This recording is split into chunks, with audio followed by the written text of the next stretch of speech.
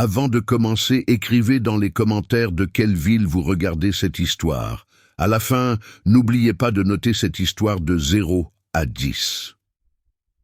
Marguerite resta immobile un instant, le plateau vide entre les mains, fixant ce bout de papier froissé.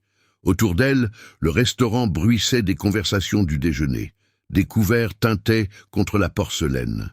Une odeur de beurre fondu flottait depuis les cuisines. Elle connaissait cette table. Elle connaissait surtout l'homme qui venait de la quitter.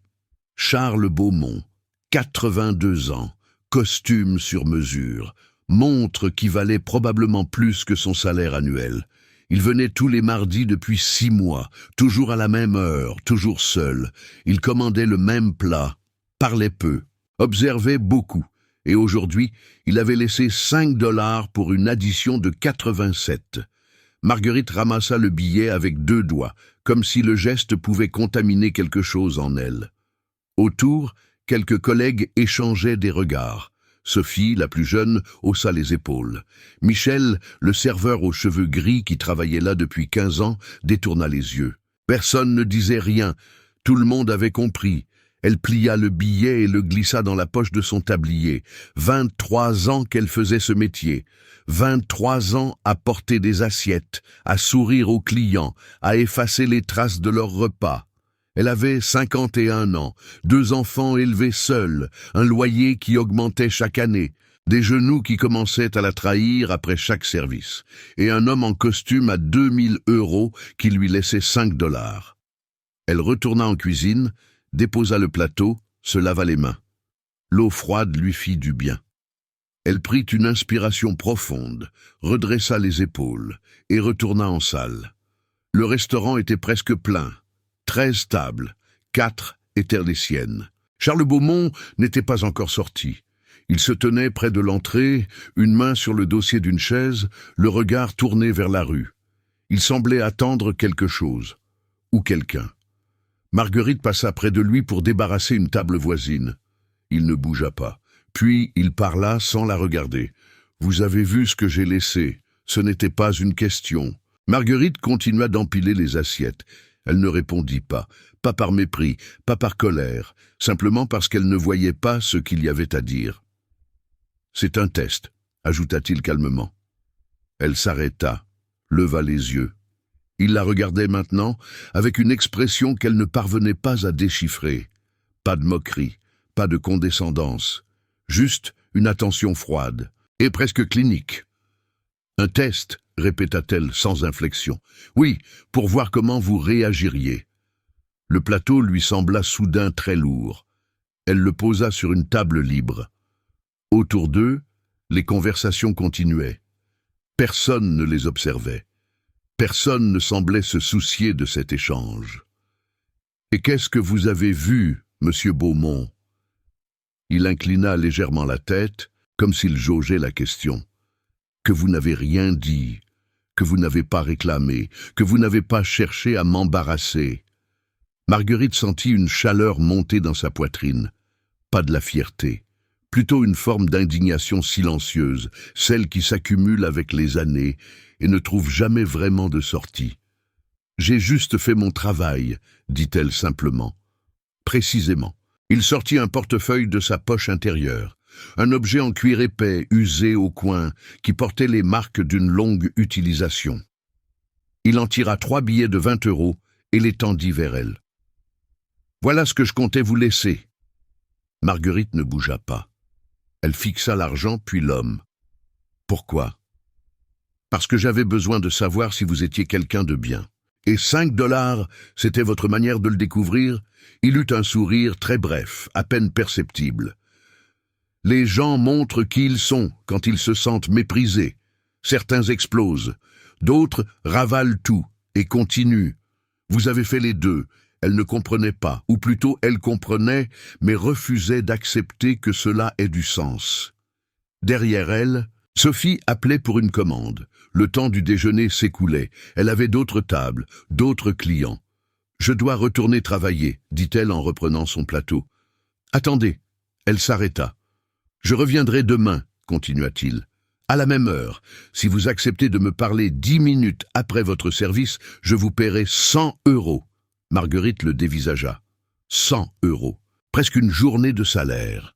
Pour 10 minutes de conversation avec un vieil homme qu'elle ne connaissait pas. Pourquoi moi? Parce que vous êtes exactement le genre de personne que je cherche.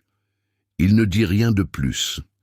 Il posa les 3 billets de 20 sur le comptoir près de l'entrée, salua d'un hochement de tête et sortit.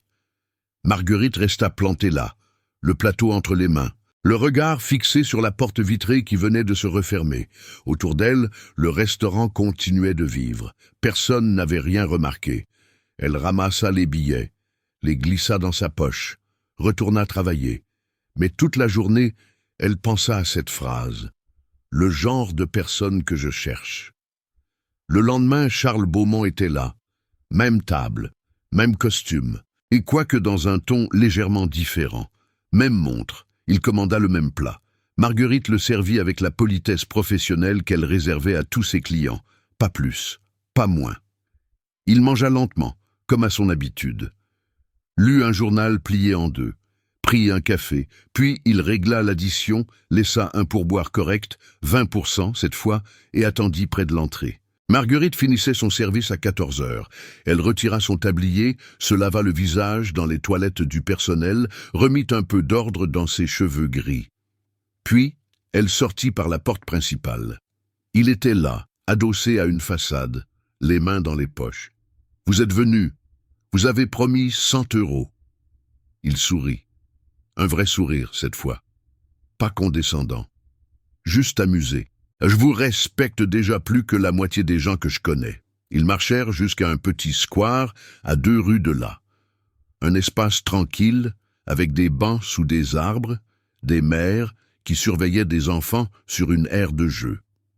Marguerite s'assit. Charles Beaumont s'installa à côté d'elle, avec cette raideur qu'ont les hommes âgés qui refusent de montrer leur fatigue. « Je vais être direct, dit-il. Je cherche quelqu'un de confiance, quelqu'un qui ne soit pas intéressé par mon argent, mais qui ait besoin d'être payé. Quelqu'un qui sache ce que c'est que de travailler vraiment. Quelqu'un qui ne mente pas. » Marguerite garda le silence. Il continua. « Vous avez des enfants? 2, adultes maintenant. Mariés? Divorcés, depuis longtemps. Vous vivez seul. Oui. Vous avez des dettes? » Elle hésita, puis décida qu'il n'y avait aucune raison de mentir. Quelques-unes. Rien de catastrophique, mais rien de confortable non plus. Il hocha la tête, comme si cette réponse confirmait quelque chose. « J'ai 82 ans, une fortune considérable, 3 enfants qui ne m'ont pas parlé depuis 10 ans, un testament qui a été réécrit 7 fois, et aucune confiance en personne. » Marguerite ne savait pas quoi dire. Elle sentait que ce silence était important, qu'il fallait le laisser exister. « Mon avocat me dit que je suis paranoïaque, reprit-il. Mon médecin me dit que je devrais me détendre. Mes anciens associés pensent que je suis devenu sénile. Peut-être qu'ils ont raison. Mais j'ai bâti un empire en faisant confiance à mon instinct. Et mon instinct me dit que vous êtes quelqu'un d'honnête. Vous ne me connaissez pas. Je vous observe depuis 6 mois. Je sais comment vous traitez les clients difficiles, comment vous aidez vos collègues, comment vous parlez aux cuisiniers. J'ai vu comment vous avez réagi quand ce couple a laissé un pourboire ridicule le mois dernier. Vous avez juste souri et dit merci. Aucune amertume visible. Un frisson parcourut Marguerite. Pas de peur. Plutôt une forme de malaise. Elle avait été observée, évaluée, jugée, sans le savoir. Qu'est-ce que vous attendez de moi, exactement? Charles Beaumont sortit une enveloppe de sa poche intérieure. Une enveloppe épaisse, en papier crème, scellée avec un cachet de cire. Je veux que vous soyez témoin de quelque chose. Dans 3 semaines, je veux que vous veniez chez moi, que vous assistiez à une réunion, et que vous me disiez ce que vous avez vu, honnêtement, sans filtre. Témoin de quoi? De mes enfants, de mes avocats, de tout ce cirque. Je veux un regard extérieur, quelqu'un qui n'a rien à gagner, quelqu'un qui ne me doit rien. Il lui tendit l'enveloppe. Il y a 5 000 euros là-dedans, pour votre déplacement, pour votre temps. pour votre silence jusqu'à ce jour-là. » Marguerite fixa l'enveloppe comme si elle contenait un piège. « Et si je refuse ? Vous gardez l'argent quand même. Je vous laisse tranquille. Vous ne me reverrez plus. » Elle prit l'enveloppe, la soupesa, sentit l'épaisseur des billets à travers le papier. « Pourquoi moi ?» demanda-t-elle encore une fois. « Parce que vous avez ramassé 5 $ sans rien dire, parce que vous ne m'avez pas craché au visage, parce que vous êtes là, maintenant, alors que vous pourriez être chez vous, parce que vous posez des questions au lieu de juste accepter, parce que je crois que vous êtes exactement le genre de personne dont ce monde a besoin. » Il se leva avec effort, en s'appuyant sur la canne qu'il portait toujours, mais utilisait rarement. « Réfléchissez, l'adresse est dans l'enveloppe. Si vous venez, tant mieux. Si vous ne venez pas, ce n'est pas grave. Mais je pense que vous viendrez. » Il partit sans attendre de réponse. Marguerite resta assise longtemps sur ce banc, l'enveloppe entre les mains, le bruit des enfants autour d'elle, le vent dans les feuilles. Une vie ordinaire qui venait de basculer dans quelque chose qu'elle ne comprenait pas encore. Elle rentra chez elle, ouvrit l'enveloppe, compta l'argent, 5 000 €, en billets de 50, neufs, propres, réels. Elle les cacha dans une boîte au fond de son armoire, puis elle prépara son dîner, regarda la télévision, se coucha, mais elle ne dormit presque pas. Les 3 semaines passèrent comme un brouillard. Marguerite continua de travailler, servit des centaines de clients, sourit, encaissa des pourboires, rentra chez elle chaque soir avec les genoux douloureux et l'esprit occupé par cette enveloppe cachée dans son armoire. Charles Beaumont ne revint pas au restaurant. Elle se demanda plusieurs fois si tout cela n'avait pas été une hallucination. Un rêve étrange né de trop de fatigue, mais l'argent était là, réel, tangible. Elle avait cherché son nom sur Internet, trouvé des articles, des photos. Charles Beaumont, fondateur d'un groupe industriel spécialisé dans les énergies renouvelables. Fortune estimée à plus de 400 millions €. 3 enfants, 2 fils, une fille, tous dans la quarantaine. Tous impliqués dans diverses entreprises. Aucune photo récente avec leur père. Le jour venu, elle prit un taxi. L'adresse menait à une propriété dans les collines, à une quarantaine de minutes de la ville. Un portail en fer forgé, une allée bordée d'arbres centenaires. Une maison immense, en pierre claire, avec des volets bleus et une vue sur la vallée. Un homme en costume strict l'attendait devant l'entrée, la cinquantaine, cheveux courts, regard neutre. « Madame Marguerite ? » ?»« Oui. Monsieur Beaumont vous attend. Veuillez me suivre. » Elle entra. Le hall était vaste, sol en marbre, escalier monumental, tableaux anciens au mur, tout respirait l'argent, mais un argent ancien, sobre, un qui ne cherchait pas à impressionner mais affirmait tranquillement sa présence. L'homme la conduisit à travers plusieurs pièces jusqu'à un grand salon où 6 personnes étaient déjà installées. Charles Beaumont se tenait près d'une cheminée éteinte. Il portait le même type de costume, mais semblait plus fatigué que dans son souvenir. Il lui fit signe d'approcher. « Merci d'être venu. » Elle hocha la tête. Autour, les regards s'étaient tournés vers elle. 3 hommes, une femme, tous bien habillés, tous avec cette expression de surprise mêlée de méfiance. « Qui est-ce » demanda l'un des hommes, la quarantaine, le visage anguleux. « Une invitée » répondit Charles calmement. « Une invitée pourquoi ?» intervint la femme plus jeune, cheveux blonds tirés en arrière. « Ah, pour assister à ce qui va se passer ici. » Un silence épais s'installa. Marguerite se sentait terriblement déplacée. Elle portait sa plus belle robe, mais ça restait une robe achetée en solde 3 ans plus tôt. Ses chaussures étaient confortables, mais usées. Elle ne ressemblait en rien à ces gens. Un homme plus âgé, cheveux gris, lunettes fines, prit la parole. Il tenait une mallette en cuir. « Charles, nous sommes ici pour finaliser les dispositions testamentaires. Cette personne n'a rien à faire ici. C'est une affaire familiale. »« C'est précisément pourquoi elle est là, » répondit Charles. Il s'avança vers le centre de la pièce. Tous les regards convergèrent vers lui. « Vous êtes ici parce que vous pensez que je vais mourir bientôt. Et vous avez raison. J'ai 6 mois, peut-être 1 an. Cancer, inopérable. Personne ne réagit, ni surprise ni tristesse, juste une attente. Vous êtes aussi ici parce que vous pensez que cet argent vous revient, parce que vous êtes mes enfants, mes avocats, mes exécuteurs testamentaires. Il marqua une pause. Mais vous êtes surtout ici parce que vous ne m'avez jamais vraiment connu, et que je ne vous ai jamais vraiment fait confiance. Le fils aîné, Marguerite supposa que c'était lui, se leva. Qu'est-ce que c'est que ce spectacle? On est là pour signer des papiers, pas pour écouter un sermon. Assieds-toi, Philippe. Le ton était calme, mais impératif. Philippe se rassit, mâchoire serrée. Charles Beaumont se tourna vers Marguerite. Madame Marguerite est serveuse dans un restaurant du centre-ville. Je l'ai observée pendant 6 mois. Je lui ai laissé 5 $ de pourboire sur une addition de 87 €. Elle n'a rien dit.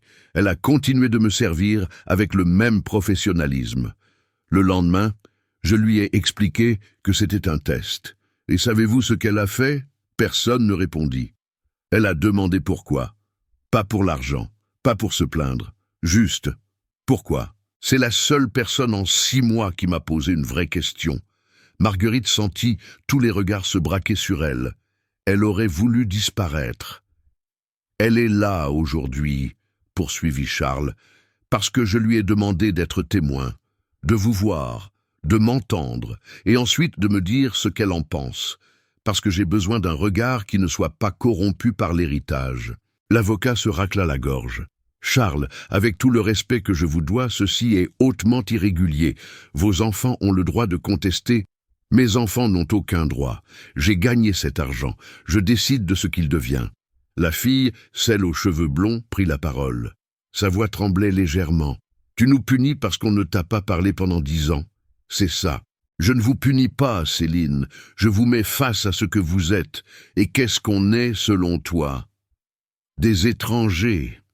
Le mot tomba comme une pierre dans un puits. Philippe se leva à nouveau, cette fois sans se rasseoir. On en a assez entendu. Si tu veux nous déshériter, fais-le, mais arrête ce cirque pathétique. Il se dirigea vers la porte. Charles ne bougea pas. Si tu sors, tu ne touches rien, pas un centime. Philippe s'arrêta, main sur la poignée. Tu bluffes, essaye. Un long silence. Philippe resta immobile, puis il revint s'asseoir, visage fermé. Charles se tourna vers Marguerite. Vous voyez maintenant pourquoi vous êtes là? Parce que ces gens-là ne me parlent que quand il y a de l'argent en jeu. Mais vous êtes venus parce que je vous l'ai demandé, pas parce que vous aviez quelque chose à gagner. J'ai pris l'argent, dit Marguerite doucement, et vous l'avez mérité. Elle ne savait pas quoi répondre. Autour d'elle, la tension était palpable. Elle sentait la colère, le ressentiment, la frustration. Et aussi quelque chose de plus profond, une tristesse enfouie. L'avocat reprit la parole, visiblement mal à l'aise. « Charles, nous devons avancer. Les documents sont prêts. Tout ce qu'il faut, c'est votre signature. Montrez-moi. » L'avocat ouvrit sa mallette, en sortit plusieurs chemises cartonnées. Charles les parcourut lentement, page après page. Marguerite observait son visage. Il ne montrait rien, puis il referma la dernière chemise. Voilà comment les choses vont se passer. Marguerite va rester ici ce soir. Elle va dîner avec nous. Elle va vous observer, vous écouter, et demain matin, elle me dira ce qu'elle en pense. Si elle me dit que vous méritez cet argent, je signe. Si elle me dit le contraire, je déchire tout et je donne l'intégralité de ma fortune à des œuvres caritatives. Un chaos immédiat éclata. Philippe cria, Céline pleura. Le 3e enfant, resté silencieux jusque-là, se leva et quitta la pièce en claquant la porte. L'avocat tenta de calmer tout le monde. L'autre homme, probablement un conseiller financier, fixait Charles avec une expression incrédule. Marguerite resta pétrifiée. Elle n'avait jamais demandé ça, jamais voulu ce pouvoir. Charles leva une main, le silence revint, progressivement. C'est ma décision, elle est finale. Si l'un de vous quitte cette maison avant demain matin, il est automatiquement déshérité. Si l'un de vous tente d'intimider Marguerite, d'influencer son jugement ou de la corrompre, il est automatiquement déshérité. Vous allez passer cette soirée comme une famille normale, et demain, on verra. Il se tourna vers Marguerite. Je sais que c'est beaucoup, mais je vous fais confiance. Plus qu'à eux, plus qu'à n'importe qui, elle aurait voulu refuser, partir, rendre l'argent. Mais quelque chose dans son regard l'en empêcha. Une fragilité qu'elle n'avait jamais vue chez lui. Une solitude immense. « D'accord », murmura-t-elle. Le dîner fut un calvaire silencieux. Une immense table, 7 personnes, des plats préparés par un cuisinier invisible. Philippe ne la regarda pas une seule fois. Céline pleura doucement entre 2 bouchées. Le 3e fils, qui s'appelait Julien, la fixa avec une expression indéchiffrable. L'avocat et le conseiller financier parlaient à voix basse. Charles mangeait lentement, perdu dans ses pensées. Après le repas, on la conduisit à une chambre à l'étage, immense, lit à baldaquin, salle de bain en marbre, vue sur la vallée éclairée par la lune. Elle s'assit au bord du lit, se prit la tête entre les mains. Qu'est-ce qu'elle faisait là? Elle dormit mal. Trop de silence, trop de luxe, trop de poids sur ses épaules. Au matin, on frappa doucement à sa porte. Une jeune femme en uniforme lui apporta un plateau avec du café, des croissants, des fruits frais. « Monsieur Beaumont vous attend dans son bureau à 9 heures. » Il était 8h20. Marguerite se prépara lentement, se doucha, remit la même robe, se regarda dans le miroir. Elle avait l'air fatiguée, déplacée. Mais elle avait accepté. Elle irait jusqu'au bout. À 9 heures précises, elle frappa à la porte du bureau. « Entrez !» Charles était assis derrière un grand bureau en chêne massif. Il portait une robe de chambre épaisse. Il avait l'air encore plus fatigué qu'elle. « Asseyez-vous !» Elle s'installa dans un fauteuil en cuir face à lui. « Alors ?» demanda-t-il simplement. Marguerite prit une longue inspiration. Vos enfants vous en veulent, mais ils ne sont pas mauvais. Ils sont juste perdus, comme vous. Il fronça les sourcils. Perdus. Philippe est en colère parce qu'il pense que vous ne l'avez jamais aimé. Céline pleure parce qu'elle croit que c'est sa faute. Julien ne dit rien parce qu'il ne sait pas comment vous parler. Mais aucun d'eux n'est venu ici juste pour l'argent. Ils sont venus parce que vous les avez convoqués. Parce qu'au fond, ils espèrent encore quelque chose de vous. Charles resta silencieux. Elle continua.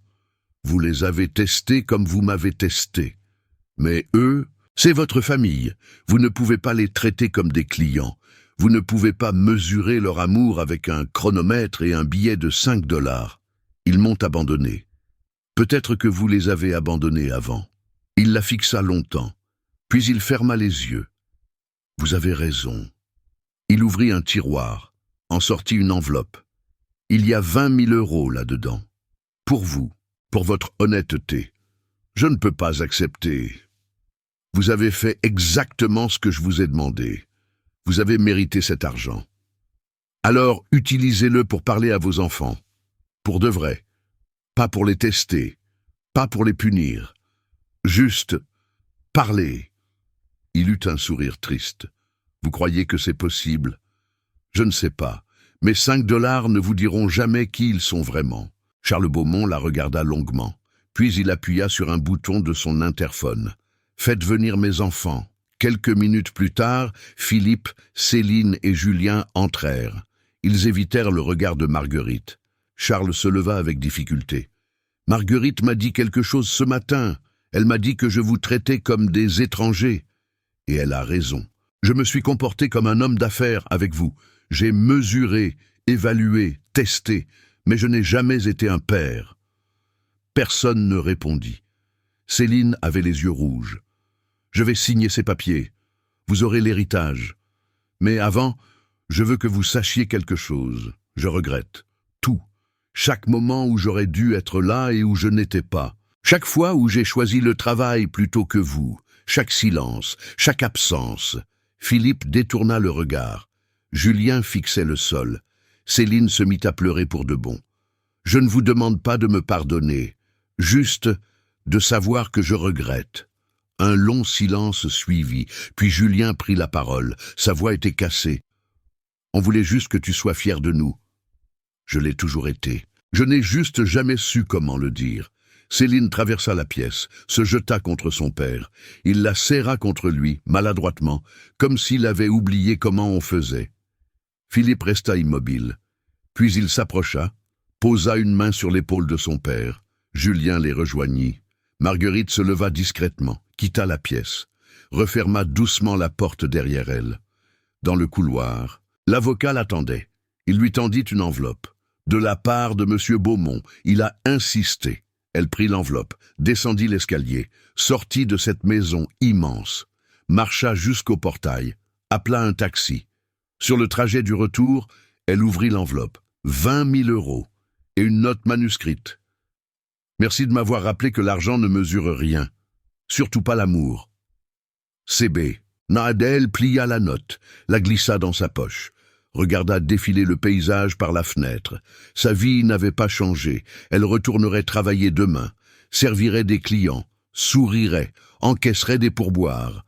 Mais quelque chose s'était déplacé en elle, une certitude qu'elle n'avait jamais eue avant, qu'elle valait plus que 5 $, qu'elle valait plus que ce que le monde lui renvoyait, et que parfois dire la vérité à un étranger pouvait réparer une famille entière. Voilà, l'histoire est terminée. Si vous avez apprécié ce récit, n'hésitez pas à le noter de 0 à 10 dans les commentaires. Et si ce type d'histoire vous plaît, pensez à vous abonner pour ne rien manquer des prochaines. Merci de votre attention.